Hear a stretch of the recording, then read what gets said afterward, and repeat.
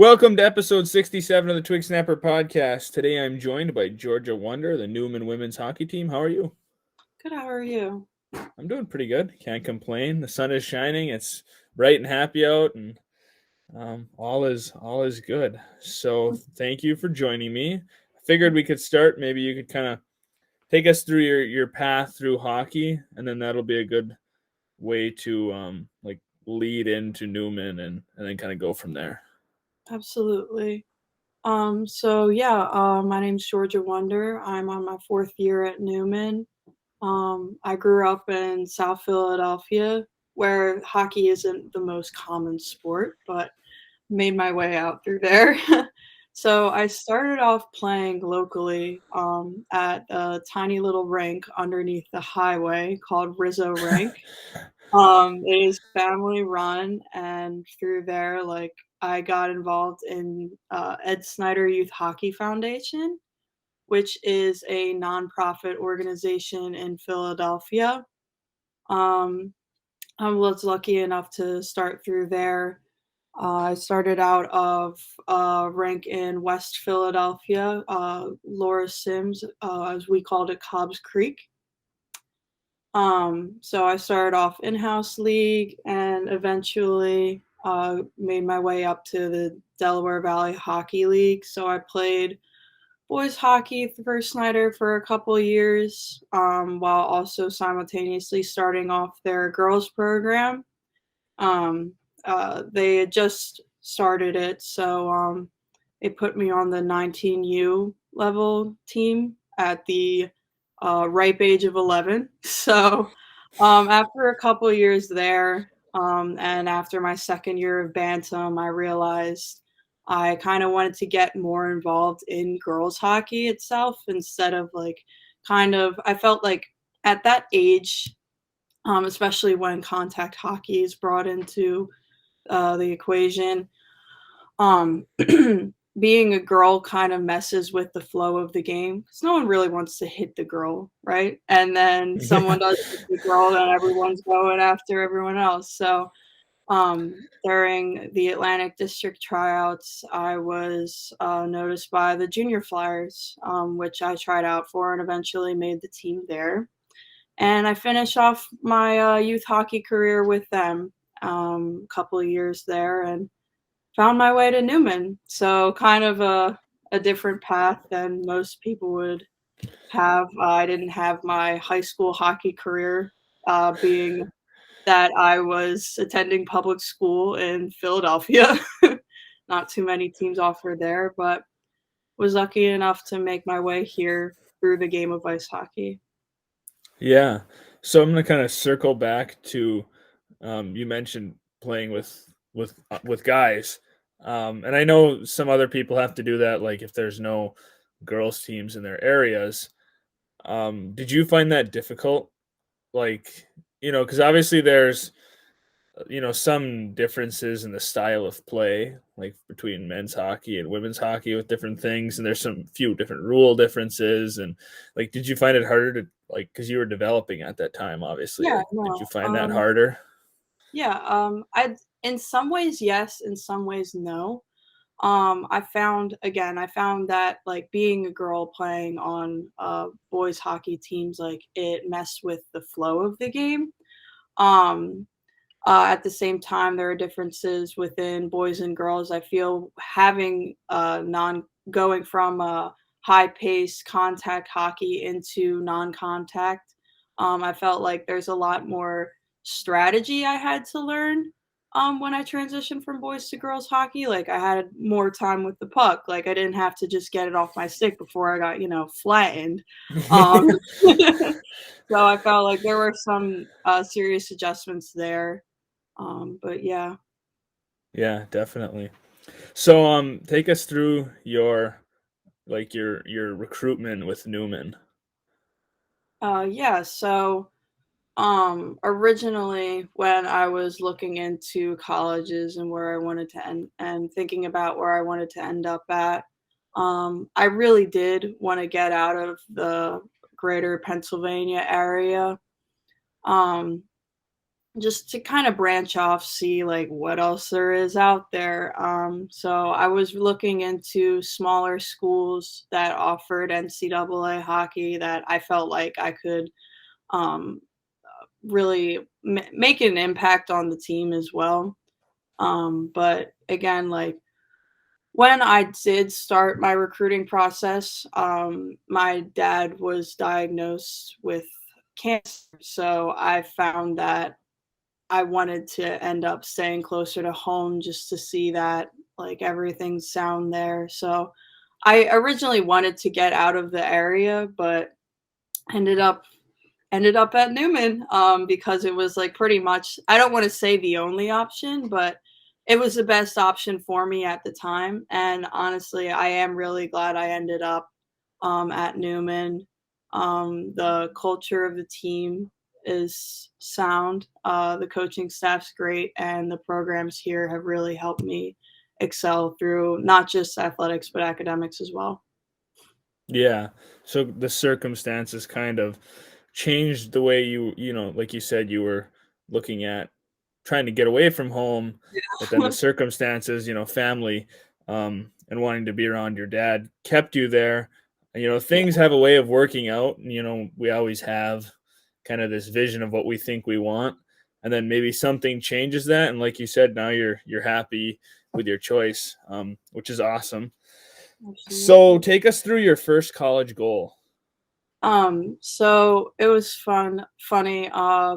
The first college goal was against Cortland, the Red Dragons. We were playing. It was a non-conference game, but just trying to patch through the winter break, like the the separation from the first semester to second semester. We scheduled a non-conference game, and that's where I got my first collegiate goal. At the time, our coach was kind of experimenting with where exactly to put me. So it was my first collegiate goal was a tip in front of the net, which doesn't sound, which as a defenseman, it's not most ideal, but it was really cool.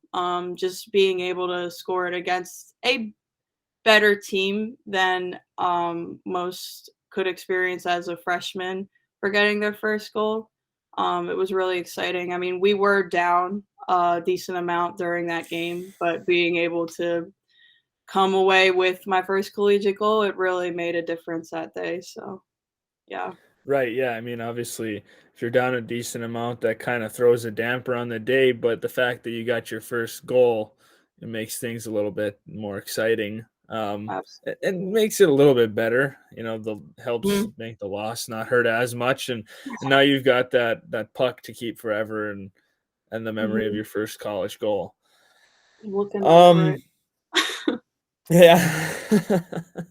So how do you personally, it's always hard to balance obviously school and work and hockey or some people, I mean, obviously they don't play a college sport and they're just trying to balance school and work.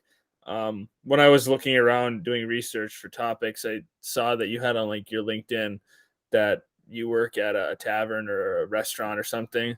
Mhm. And there's a lot of college athletes that don't have jobs because it's just too much. So Yeah. how do you balance all three? Yeah, so well, I have to first point out that my LinkedIn is a little outdated, um, to a fault of my own, but I'm now working, with, 1494 hockey, so it is still within, like I get to get on the ice, and it kind of helps with, every puck touch is better than not having one. But I think the best way to go about it is just budgeting your time. Like, you gotta make like a schedule. Come the end of the week, plan out your next week so you're going through that week knowing what to expect come Monday, come Tuesday. Setting goals throughout the week and throughout the days is the best way to go about it. Yeah, that's a good advice. Obviously, that's kind of like the hardest thing to figure out when you're a freshman is like how to Yeah, manage your time and how to figure everything out. Because in high school, it's so different. And then you get thrown into college and you got to try to figure it all out. There's one thing I just have to ask about the hot dog picture. Yeah. Why, where the inspiration came from, and the thoughts behind it, everything. Yeah, so actually it was last summer. I ended up staying in the Aston area, and my like kind of like an ongoing joke between a couple of my closest friends was that at that point I was living off of hot dogs, like the cheapest form of fuel. I mean, probably not the most sound for most NCAA athletes, but I tried to take it as my brand and run with it, but I mean, it was just kind of a silly picture. Didn't really wanna post my headshot that year. Wasn't my favorite picture, so I'm like, "Alright, if I'm not gonna if I'm gonna post a ridiculous picture, let it be something like that." But yeah, so it was just something, I don't know, get the boost morale for the year, especially coming off last year too, like, go into the season planning on having some fun, I guess. Yeah, something kind of fun, and Yeah, gobbling on these hot yeah, dogs or whatever my that, like. Yeah. No, that's unique though. That's the other thing Yeah, about it. It's unique. A yeah, lot of people will post a fun, like, media day type picture, but I've never seen somebody eating a hot dog before. Like, no. that's unique. Well, thank you. Yeah. A plus effort. You also do some volunteer youth hockey coaching. I saw that on your LinkedIn too. Is that what you were talking about with the 1492, or are those Yeah, two different so things? those are different. I mean, I started off, volunteering at Rizzo, especially while I was, being brought up through youth hockey. Um, I would assistant coach, an in-house team through them, and then also volunteer coach through Red Snyder. And I did do some volunteer coaching with the Little Flyers this summer. I just find that it's really important to like the game has brought me so much. Mhm. So I want to do my best to give back to whoever can take away anything from what I've learned. Yeah, So definitely. Well, it's always easier to learn from somebody who's gone through it. Maybe, like you said, you had a different pathway through hockey. So if there's another kid who's experiencing a different pathway, then they can connect with you, in a way that they can't connect with somebody else. So do you want to continue coaching, like, after college in some fashion throughout life? oh yeah, I definitely like something that I definitely want to get involved would be like the showcasing aspect of hockey, like the 6, 7, games a weekend, being able like, having those kids being scouted and networking with other coaches. It's kind of a process that I was late, getting into, so probably reinforcing that as well as trying to develop kids the best I can. Yeah, I've always loved coaching. It's something that I've always enjoyed doing, so I'd like to do it for as long as I can. Absolutely. Great. Yeah, that's awesome. Um, will you be using your COVID eligibility of the extra year? Do you plan on coming back for another year? Yeah, so that's definitely in the plans. I have to say, same as my path through hockey, my academic path through school has been very different than most. I kind of bounced around. I started off nursing major, social work major, psychology major, and ended up in sports management. The reason like that I started with those three majors is because I wanted to study within a service-based field. I didn't view sports management as such, but I wanted to eventually I wanted to get into sport management and bring that active service back into sport business. So now that I finally found my niche, I have to finish up my schooling. And so with that, I will definitely be using my fifth year because I will still be here. Yeah. But See, it yeah, works out great that you yeah, have it worked that out fifth perfectly year. for me. Yeah. Yeah. Right. Yeah. I mean, most people.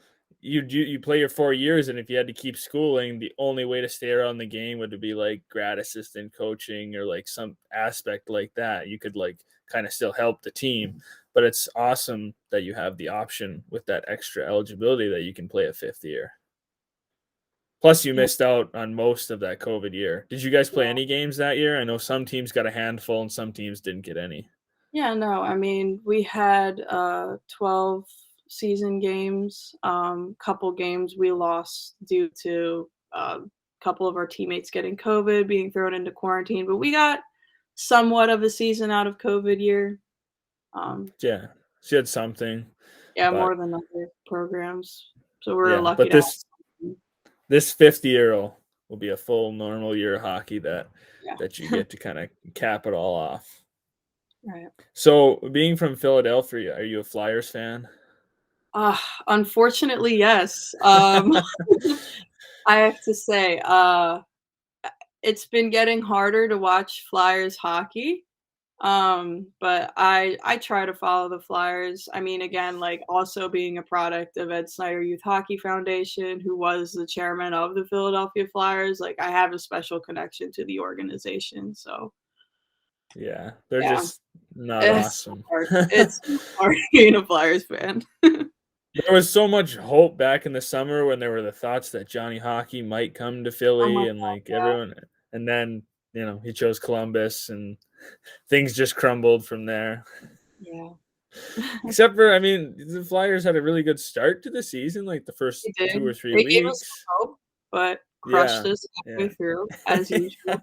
Yeah, Every time you get our yeah, hopes up as Flyers fans, they always somehow find a way to ruin them, so yeah. okay. I'm not in much better of a boat. I'm a Ducks fan, and they've been pretty Oh, bad since I was in middle alright, school. So, yeah, I know it's random. It's kind of well, it's because I really like Timu Solani. That's why I became a okay, Ducks fan. It's because of yeah, him. It's not like I just picked a random team. Most people, because I'm from Michigan, they think I should be a Red Wings fan, but well, I'm mm. not. So, but they're in the same boat. They're horrible. And, every time I feel like there should be some happy, like, oh, we've got Trevor Zegras. He's so cool. And then it doesn't matter. We still get our butt kicked by somebody. So I'm in the same boat as the Flyers, and, just being let down. But at least being from Philly, you had the Eagles to be happy about, Yeah, had the Eagles, I mean, I guess, again, the Phillies too, like, 2 like, first the World Series and then the Super Bowl, like, back to Yeah. back the same year. It was been quite the year for, Philly sports fans. Very, Right. So the roller Flyers coaster. let you down, but the other teams gave you something to be happy about. Yeah, There's some cities that, like Detroit, all of the sports teams are horrible. I mean, they're all bad. There's no hope for sports in Detroit. At least Philadelphia had a few things that you could be happy about. yeah, something. So when you're not playing hockey and you're not working and you're not doing school, what do you like to do for fun? What are your hobbies? I'm a big fan of again, I love being active and staying active.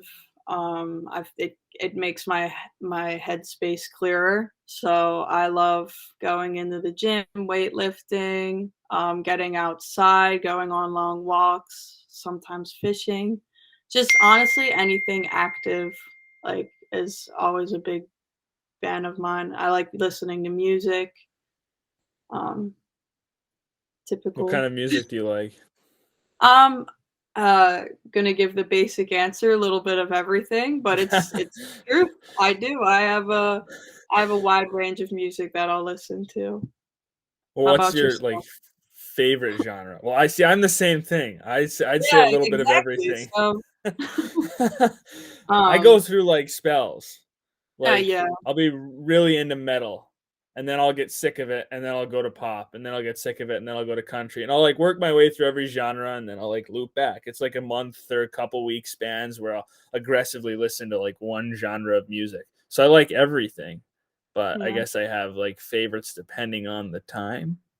mhm, yeah. Yeah. Just depends on the mood for sure. I mean, big rap fan being from Philly. I mean, it's kind of what like I grew up on within the area. But I like indie music. I'll listen to some pop music. Just recently got into country. But yeah, I'll listen to a little bit of everything. So, Yeah, it's more fun to be all over the board. You know, oh some yeah, people, I only listen to rap. I yeah, only listen to country. I can't stand anything else. I just interesting. get bored. Yeah, You know, you and then gotta. the music and like being active, they typically go hand in hand. So, Yeah, exactly. So you said you like to be outside a lot. Is the weather getting nice in Philly? not really.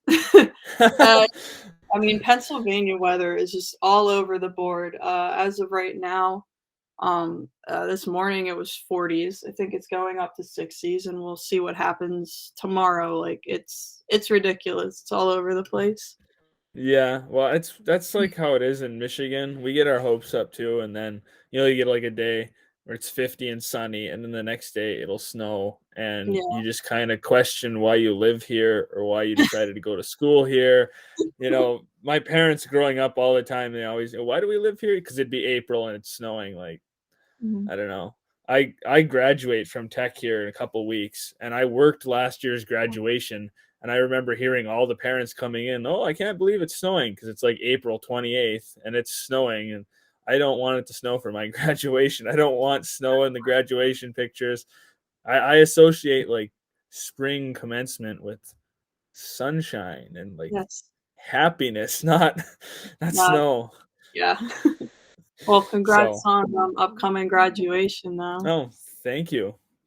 Um, but yeah, hopefully it's like if I look at the weather for Houghton right now, it's gonna barely crack 40 over the next Mm, week. Otherwise, it's gonna be in the 30s and snow. And that's just depressing for April. yeah. Mhm. Everywhere else, okay, maybe not everywhere else, but lots of other places are, experiencing nice. I had somebody on the podcast at the time we're recording right now. It's not posted. It will be posted soon.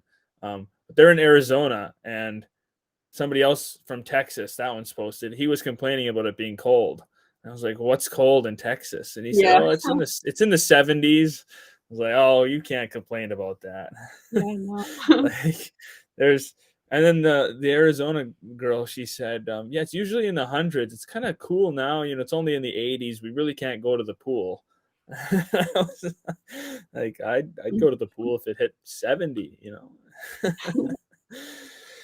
But yeah, I think that's kind of a good place to wrap it up. So thank you for joining me on this episode of the podcast. Absolutely. Thank you for having me.